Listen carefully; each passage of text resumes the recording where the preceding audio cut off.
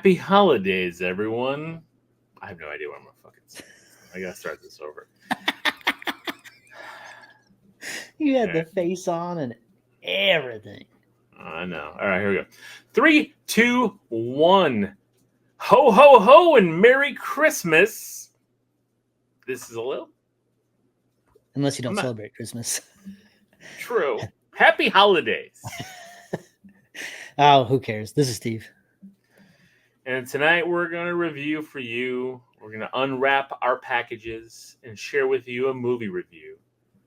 It's a Wonderful Knife from 2023. Yeah, you made it sound so filthy. Sit with us by the fire, dip your cookies in our milk. Oh, God. And wait till the fat man comes down the chimney. Yes, with a bowl full of jelly. So, gross. I don't know. Yeah, I don't know either. We're doing some reviews, some Christmas reviews for you guys. Yeah. We're not going to get 12 in this year, but we're going to do some extra ones for you. And tonight I think it's okay because we overshot on horror movies this year. So we do. And speaking of which, we're doing another horror movie tonight. So imagine that. Yeah. It's a Wonderful Knife from 2023. So for those of you who have not been with us before, we will play for you our rating system. There's a rating system in place that we like to call 0 to 0. If whatever horror movie we're reviewing is terrifying only to the most infantile who get nightmares from PG-13 reboots, it gets a 0.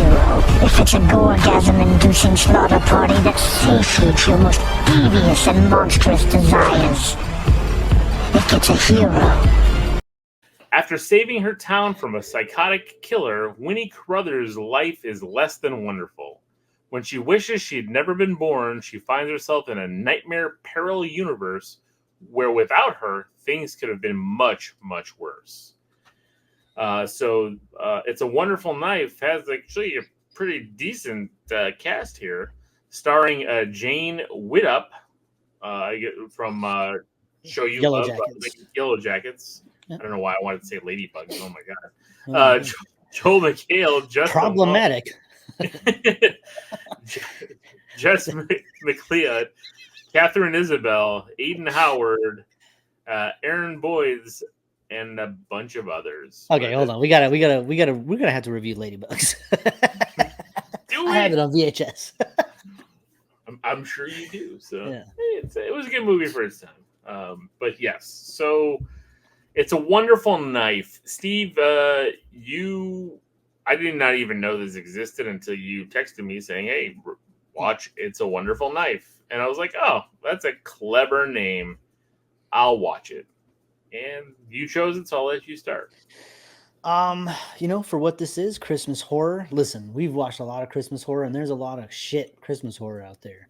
There's some good ones, though. There is definitely some good ones, and I think we can count It's a Wonderful Knife among the good ones. I'm going to give It's a Wonderful Knife a hero. I actually rather liked the premise of it. I thought everyone acted their asses off. I thought the killer costume was cool. I liked how it was like solid white. Even after he killed somebody, like he covered in blood, and then the next death was like he's solid white again, and you get to see more blood. Like that was just cool. Like some cool deaths. Not really like inventive, but brutal. Some pretty cool scenes. Nothing like crazy intricate or anything like that. But I thought it was a cool like mystery kind of element to it. I like the parallel universe stuff. You get to see the actors playing two completely different versions of these characters that are with or without this girl in their lives. And, the ending was whatever. It was a little sappy. The little bit we get at the end, the love story angle is whatever, but they got to wrap that up. This is also a comedy as much as it is a horror. There's a lot of, it tries to be comedic a lot of times. So, I don't know. I had a lot of fun with it. I thought it was really good. So yeah, for me, I mean, it's just kind of scratched all the itches that I need for a Christmas horror movie. So hero for me, Alil. Okay, that's what I was waiting for. Is it a hero? Is it a sidekick? High sidekick? Where are you going with this? So we actually had a similar type of movie that we reviewed for 31 days in Totally Killer. Very similar in premise. Yeah. I like Ish. this, Time but I travel think in that, but not right. Time travel, main girl, different, coming back to a different life, that kind of stuff. This one not going back in time, but whatever. It is what it is.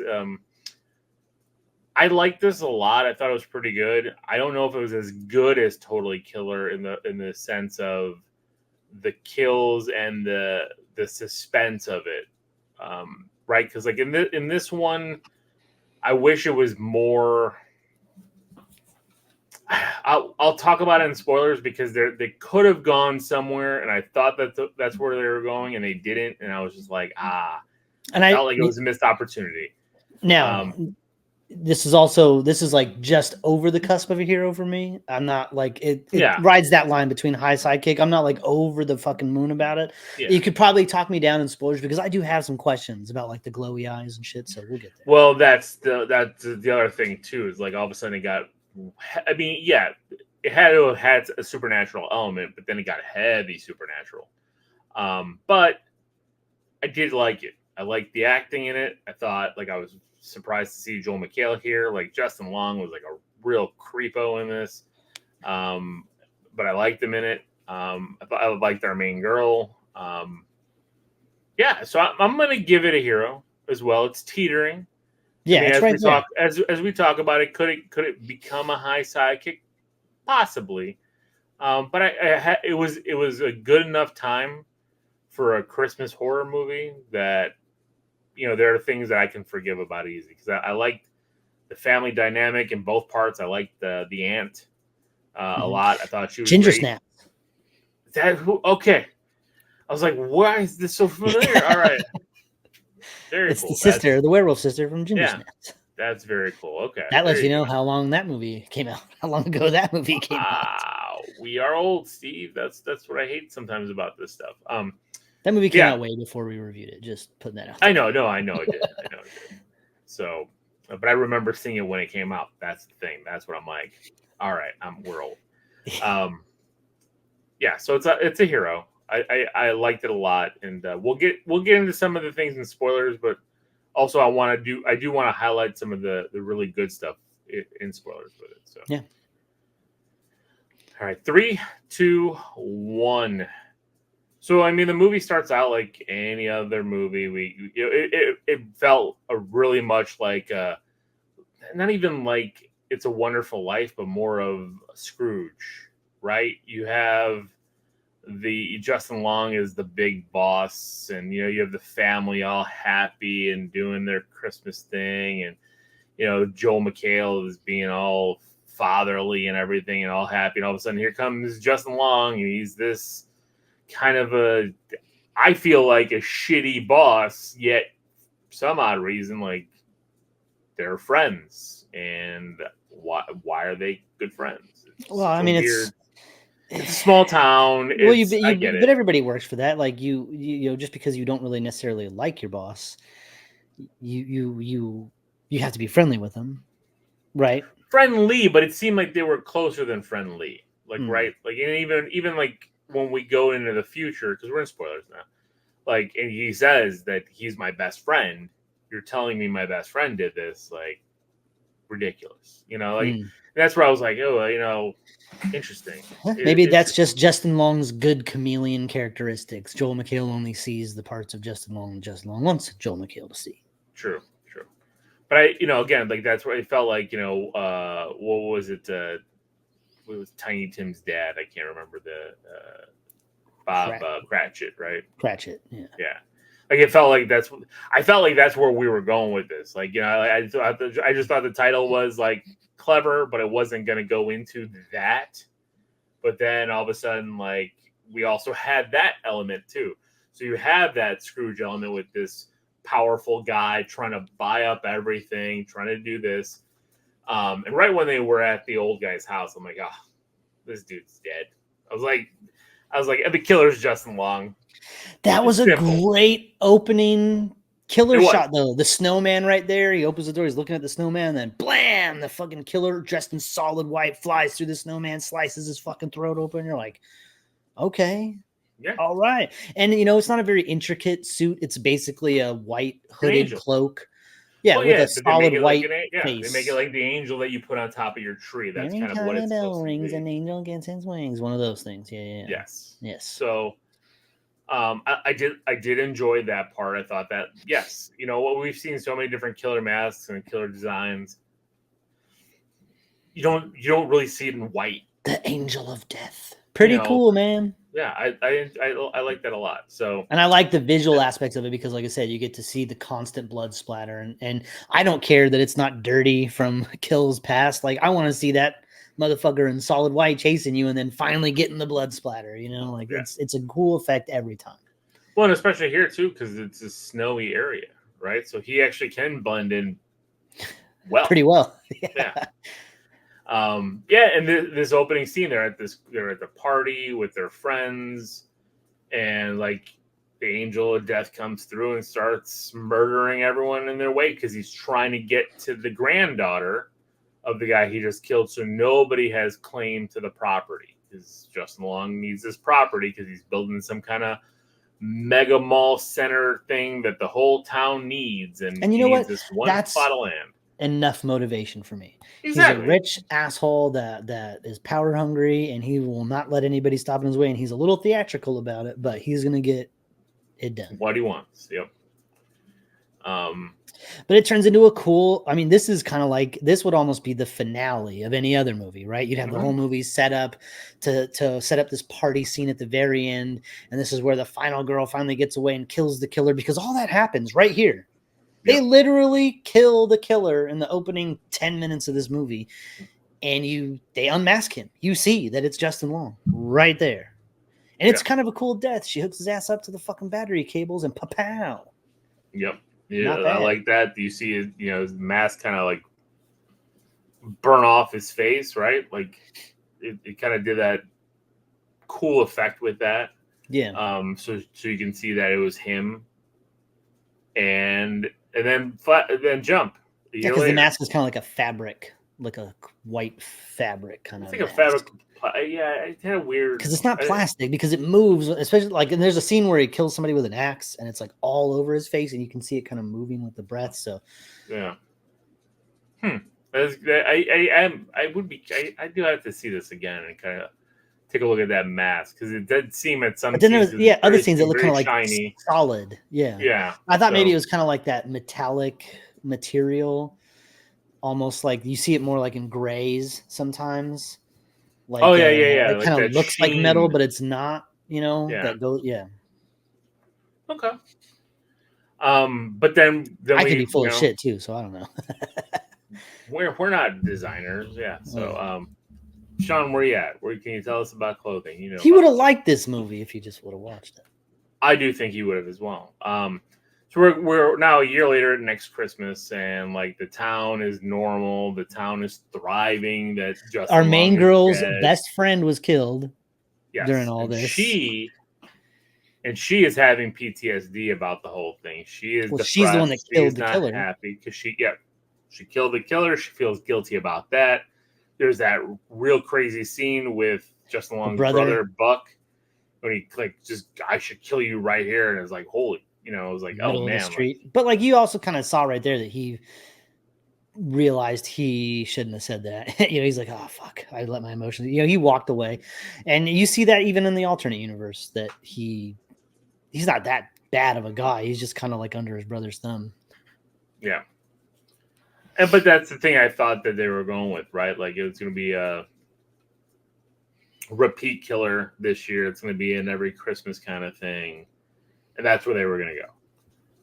No, she's depressed. She finds out her boyfriend's been cheating on her for a year. Her best friend is still dead. Her brother gets a brand new truck. And she gets a tracksuit. She gets a tracksuit. He gets a truck. I was like, oh boy, these parents just don't get it. Never do that. Spend the same on every kid. Don't matter if who you think is your favorite, you spend the same on every kid. And then she goes out and wishes she wasn't born. And then here we go. It's a Wonderful Life thing where she wakes up and life is without her. She's not. I can't remember now. Where does she wake up? She wakes up somewhere else. She doesn't wake up in her home. She wakes up like outside, right? I think she wakes up outside. Which she should have died of hypothermia, but well, I mean, it's the aurora borealis, with magical powers. Fine, this is the gimme. I give you that. Yeah, of course. Give you the gimme. It's a magic aurora borealis. I'll give you that. Fine. So, but we'll get to the other parts where I'm like, I don't give you that gimme. So either way, she wakes up. She runs home. She sees her parents, and mom is a drunk.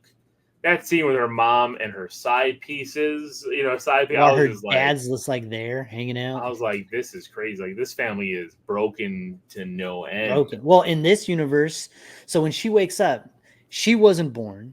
So her parents don't know her. Her brother got killed by the killer the year earlier. The killer never died. He's still out there wrecking havoc. The whole town's almost been bought up. Her best friend was not there. No, because she was dead too by the killer. Like, so the killer's everybody that actions did die, everybody that died still died. She was, other she was people the only died one too. More, yeah. I think because she saved her brother. Her brother was about to get killed. She saved him and killed the killer. And so she was never there to do that. So right, which also saved all the other people that the killer would have killed afterwards. Right. So, there's a sign of like the angel of death. There's this whole thing going on, and even like when she gets there, she sees Buck, and he's like the sheriff now, and he's like, and he's actually acting straight. Like at first I was like, oh, is he going to be the killer? What's happening here? Nope. And he just calls it in. Oh, we got another death from the angel of death. It's like another one. This is number 27, I think it was. And I like this whole scene because she's trying to piece things together, trying to figure out what the hell is happening. Yeah. And nobody knows her. Nobody talks to her. All of her friends, everybody from school, nobody knows her. She can't go to her parents' house. They keep kicking her out. Yeah.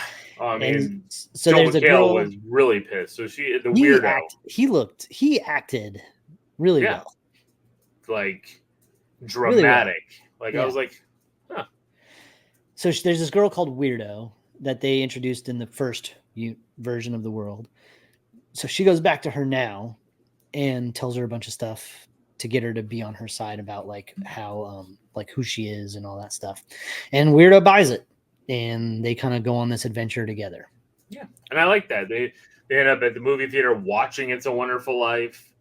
Weirdo is the one who pieces together that it was the Aurora Borealis that did this to her. And then the fact is that they have to go and kill the killer, and they think Justin Long is the killer. So they go back to her parents' house and they try to get their help to do this. And it's a pretty intense scene. When she's talking with Joel McHale. And yeah, that was his acting scene. He was like crying at one point, and then he just flips it, and he's super pissed. Get the fuck out! Like, holy shit! It was really and then it was insane. Like all of a sudden, like she's back in the house with her, and then the mom is murdered, the side piece is murdered, the aunt is almost murdered. And then they find out it's Joel McHale. Like he's the killer.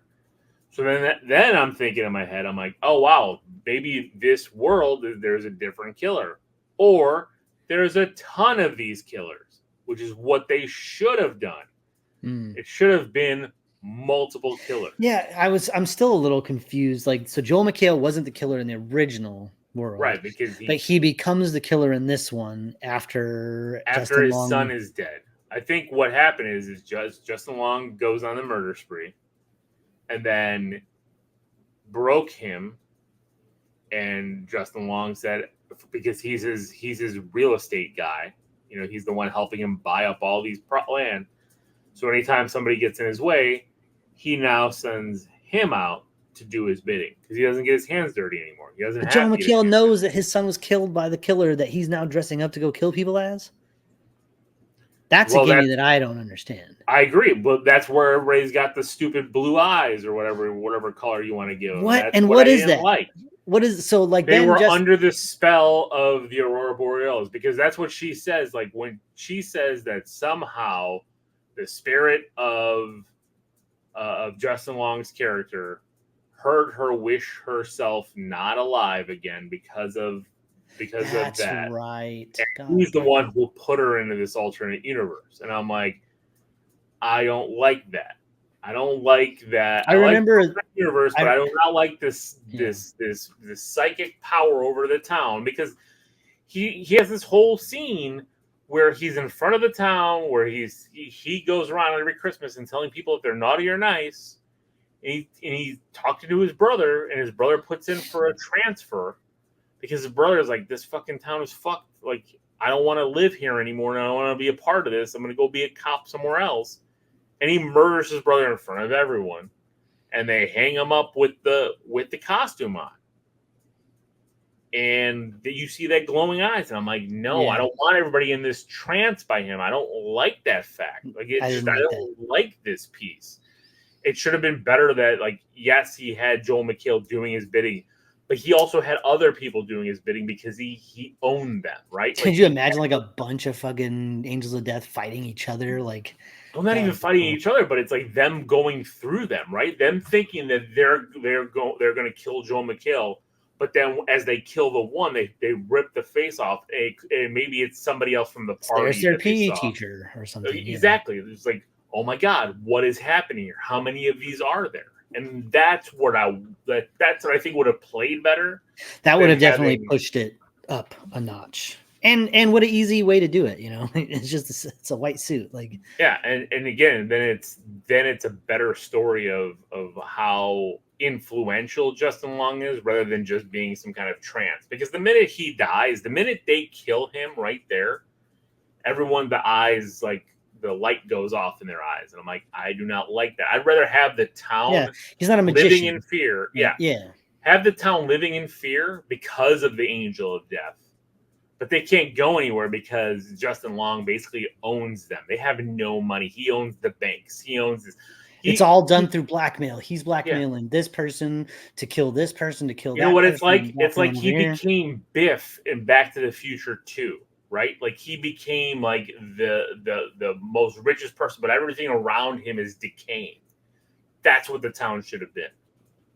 It kind of was going there, but it didn't fully go there. I think that's what it's missing. That might have pushed it up there. That being said, we didn't get that, but I like that version. I like, you know, we've come up with quite a few better versions of movies that we've seen where we're like, yeah, if they just would have done this one thing. Yeah, and I get it. And you know what? The story they told wasn't bad. They were trying to get us to that this Aurora Borealis had this magical power, and just but I'm thinking like the one part of it. But it's like almost harder to add the Aurora Borealis CGI and the CGI on the eyes and all that other shit, rather than just film a scene with a few guys in white suits. Like, super easy, right? Like, Man of Steel, right? Like, have fucking Jonathan Kent working in the field and falls over and dies of a heart attack, instead of a giant CGI fucking tornado scene. Like, it's super easy. I still hate and it plays so much better. I hate that scene so much. I hate that scene too. It's not my favorite. Yeah. So you know, then you know they kill Justin Long.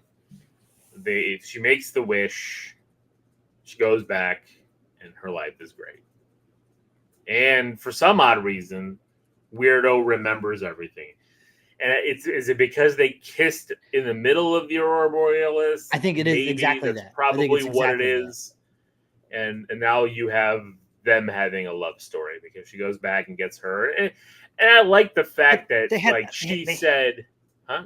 I was gonna say they had the scene too where he's running back, where she's running over to her house, and she's doing the "It's a Wonderful Life" thing. Hey, Merry Christmas, so and so, Merry Christmas. Yeah. You know, she's doing that shit. So you know, that's a cool callback. And I like that. And I also like the scene where Weirdo was saying, like, "Hey, this was gonna be my last Christmas."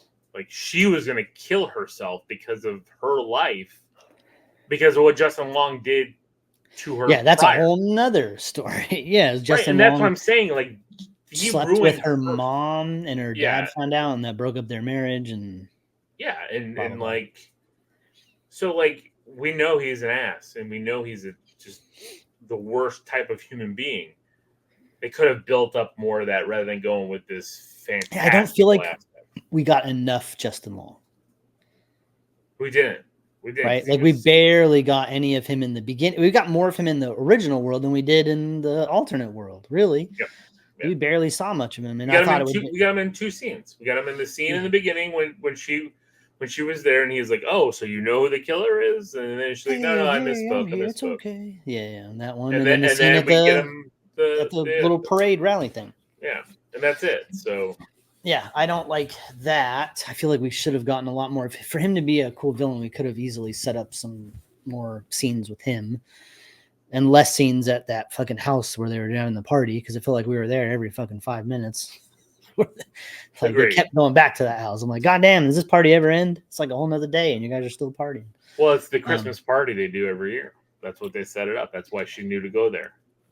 I mean, we're kind of nitpicking now, and that's fine, because the movie definitely has its flaws, but I still think that the positives that we got here far outweigh the negatives. Like, I really liked that death scene with the axe at the party with the flashing lights, and just that was. Oh yeah, when they killed when he killed the neighbor, yeah, we totally missed. But yeah, I mean, so there's some really good deaths. There's good acting. I like the girl in this. I like solid killer design, and movies can live and die by that sometimes. Yeah. So I like the aunt, especially because now that she was injured. But I love that scene. Like, tell me something you can't Google, and she told her about the time she froze her ass or something. I can't remember exactly, but she's like, "Oh, okay, I believe that I'm your aunt." It's like there was no fucking question. I believe you. Yeah, you could not have known that. So, yeah. So, like, all that was good. Like, Joel McHale killing it too. Like, shockingly killing it. But again, it's like it feels weird. Like, I don't know what it was. Maybe if they gave us 15 more minutes to develop more, maybe it wasn't long enough. But it felt like it was long enough. I don't know. Because that's why we're not screenwriters. We can come up with concepts. We're not screenwriters, but it was good. I enjoyed it. I think you guys should check it out. It's a Shudder exclusive, so you can find it there. But it's also, y'all know the rules. Once it's streaming, it's out there. Other means. So, yeah. All right. Well, that's it. Yeah. Hopefully, we'll have a few more of these for you. So that's it for tonight. This is Alone. And this is Steve. Until next time, everybody. Happy birthday, Jesus.